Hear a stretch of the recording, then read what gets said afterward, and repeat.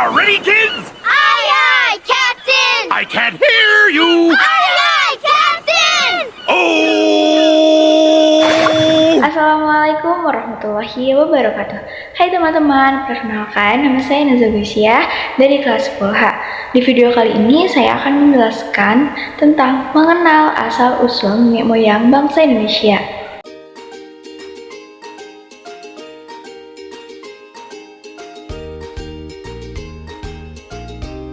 Kamu pasti sudah tahu dong, kalau bangsa Indonesia dihuni oleh banyak orang dari berbagai suku, agama, dan budaya yang berbeda.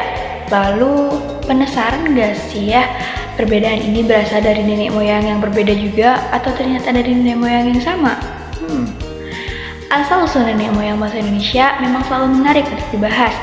Banyak teori yang mengatakan bahwa asal-usul bangsa Indonesia berasal dari Tiongkok, Melayu, bahkan Taiwan. Apakah benar seperti itu? Yang pertama, ada teori Yunan. Teori Yunan ini mengungkapkan asal-usul nenek moyang bangsa Indonesia berasal dari wilayah Tiongkok, tepatnya di daerah Yunan. Nenek moyang bangsa Indonesia dipercaya telah meninggalkan wilayah Yunan di sekitar hulu Sungai Salween dan Sungai Mekong dengan memiliki tanah yang sangat subur. Diperkirakan karena bencana alam dan serangan suku bangsa lain, maka mereka pun mulai bergerak untuk berpindah. Nenek moyang bangsa Indonesia memiliki kebudayaan kelautan yang sangat baik, yakni sebagai penemu model asli perahu bercandik yang menjadi ciri khas kapal-kapal bangsa Indonesia saat itu. Penduduk Austronesia yang masih termasuk dalam wilayah Kepulauan Nusantara ini kemudian menetap dan akhirnya disebut bangsa Melayu Indonesia. Dasar utama teori Yunan adalah ditemukannya kapak tua di wilayah Nusantara yang memiliki ciri khas yang sama dengan kapak tua di wilayah Asia Tenggara. Penemuan tersebut menandakan adanya proses migrasi manusia di wilayah Asia Tenggara ke Kepulauan Nusantara. Adanya migrasi tersebut disebabkan oleh faktor terdesak oleh bangsa yang lebih kuat. Berdasarkan peristiwa tersebut, teori Yunan menandakan ada 3 gelombang kedatangan tersebut. Antara lain, pertama ada Proto-Melayu, kedua Deutero-Melayu, dan ketiga, Melanosoid. Nah, ini dia adalah Proto-Melayu. Proto-Melayu atau Melayu tua adalah orang-orang Austronesia yang berasal dari Asia yang pertama kali datang di Kepulauan Nusantara sekitar tahun 1500 sebelum Masehi. Bangsa Proto-Melayu ini memasuki wilayah Nusantara dengan 2 jalur, yakni jalur barat melalui Malaysia, Sumatera, dan jalur timur melalui Filipina, Sulawesi. Bangsa Proto-Melayu ini memiliki kebudayaan yang lebih tinggi dibandingkan manusia purba sebelumnya. Kebudayaan tersebutnya adalah batu baru atau disebut juga zaman Neolitikum yang pembuatan batunya sudah dihaluskan. Berdasarkan penelitian Van Heekerein di Kalumpang atau daerah Sumatera Utara, telah terjadi perpaduan antara tradisi kapak persegi dan kapak lonjong. Nah, ini yang kedua adalah Deutero-Melayu. Bangsa Deutero-Melayu atau Melayu muda kemudian berhasil mendesak dan akhirnya berasimilasi dengan bangsa pendahulunya, yakni bangsa Proto-Melayu. Hal ini terjadi pada kurun waktu sekitar tahun 400-300 S, yakni gelombang kedua nenek moyang bangsa Indonesia datang ke wilayah Nusantara. Bangsa Melayu muda ini masuk ke Nusantara dengan jalur barat dengan menempuh rute dari Yunan, lebih tepatnya Teluk Tonkin, Vietnam, semenanjung Malaysia, dan sampai di wilayah Nusantara. Bangsa ini telah memiliki kebudayaan yang lebih maju dibandingkan bangsa pendahulunya, yaitu Proto-Melayu, karena sudah bisa menghasilkan barang-barang dari perunggu dan besi. Nah, contohnya yaitu kapak corong, kapak serpatu, dan bentuk-bentuk nekara. Selain kebudayaan logam, bangsa ini juga sudah mulai mengembangkan kebudayaan megalitikum. Contohnya membuat menhir atau tugu batu dan punden berundak. Keturunan bangsa Deutero-Melayu atau Melayu muda ini adalah suku Jawa, Melayu, dan Bugis yang termasuk dalam suku bangsa Indonesia. Nah guys, lalu ada Melanosoid.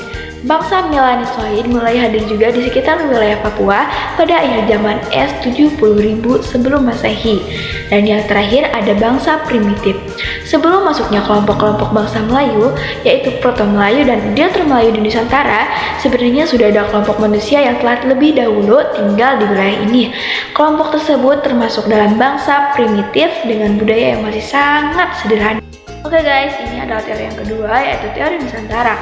Dasar utama teori Nusantara adalah berdasarkan pada bangsa Melayu yang merupakan bangsa dengan peradaban yang sudah tinggi.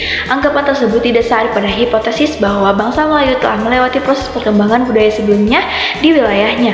Jadi kesimpulannya, bangsa Melayu asli Nusantara yang akhirnya tumbuh dan berkembang dengan sendirinya tanpa adanya perpindahan ke wilayah tersebut. Teori Nusantara juga didukung dengan penemuan adanya kesamaan bahasa Melayu dengan bahasa Kamboja karena sebuah kebetulan. Kemudian penemuan Homo sonensis dan Homo wajakensis di Pulau Jawa menjadi penanda bahwa keturunan bangsa Melayu memiliki kompetensi berasal dari Jawa. Berdasarkan perbedaan bahasa, hal tersebut terjadi karena bahasa bangsa Austronesia mengalami perkembangan di daerah Nusantara tersebut dengan bahasa yang telah berkembang di wilayah Asia Tengah, yakni bahasa Indo-Eropa. Ketiga, teori out of Africa. Teori out of Africa adalah teori asal-usul nenek moyang Indonesia yang lebih berbeda dari versi teori-teori sebelumnya. Teori ini mengungkapkan bahwa asal-usul nenek moyang bangsa Indonesia berasal dari Afrika.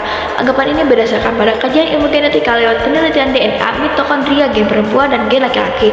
Mereka kemudian bermigrasi dari Afrika hingga ke wilayah Australia yang sudah mendekati wilayah Nusantara.